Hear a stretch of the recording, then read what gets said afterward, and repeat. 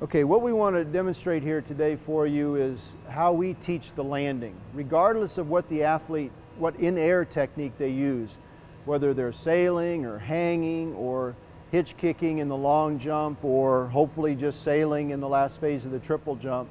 This is the position we want the athlete to get into as they enter the sand, and then these are the kinds of things that we teach. And again, this is most important in terms of injury prevention, but we also can gain a little bit of distance if we do a good job of holding our extension into the sand and then have an active as opposed to a passive landing. And so the first thing we want to point out is that we always want the athlete's toes or feet to be dorsiflex, so toes up. And then the first thing that's going to contact the sand is the heel.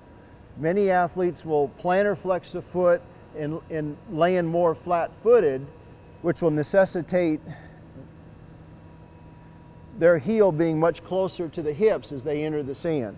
So what we want is to have the heels as far away from the center of masses as possible as they enter into the sand. So we're going to have them hold their arms alongside their hips. So again, whatever technique they use in the air, we want them to be in a position where the upper body is vertical, the legs are extended as much as possible with the toes dorsiflexed, and the arms alongside the hips. That's the position we want to get into. Now the problem is that if the athlete lands passively, they're never going to be able to get through on the landing. So they're going to have extension, but they're basically going to land with their hips, their rear end, significantly behind their heels, lose a lot of distance. What most athletes will have a tendency to do is land with the feet more underneath them or closer to their center of mass, because it's a lot easier, go ahead and stand up, it's a lot easier for them to get through on the landing that way, okay? But as we gradually inch the feet out a little bit, not so much. Now stand up. It gets much more difficult, as you can see. Now, one of the things that, go ahead and sit back down. One of the things that, and just leave your feet there.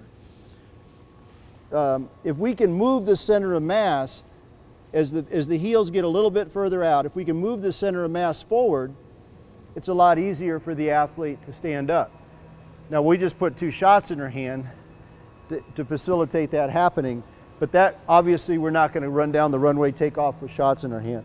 So what we've got to do is basically contribute force to the landing and make it a much more active one, and by doing that we're going to move the center of mass forward upon landing. So what we want to do first of all is just have the athlete get a sense of how progressively difficult it is to get through on the landing when the feet are further out. So Tiara, go ahead and stand up from there. No, right there. Okay, sit back down. Move your feet out a little bit farther. Stand up. Okay.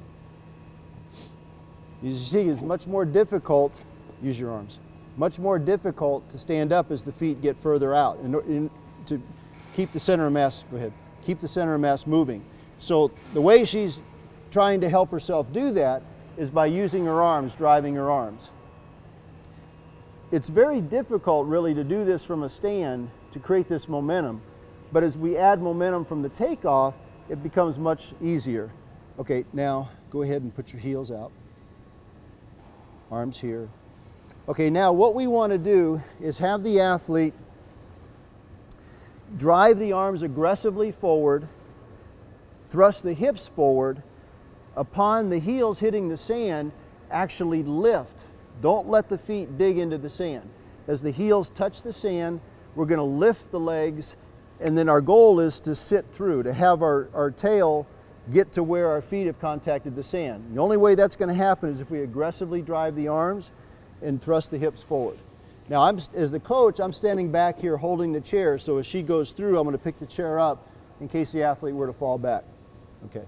Can I do this? Yeah. Okay. So you can see that she had, as opposed to a very passive landing, which is what we see most athletes doing, we teach a very active landing. So as she was coming into the sand, their arms were up, they're going to come back down, extend the legs, and then thrust the arms and the hips forward in order to have an active landing. And so when you see an athlete that has an active landing, you're going to see sand spray forward. If you don't see that, then they're probably being very passive. Demonstrate that one more time.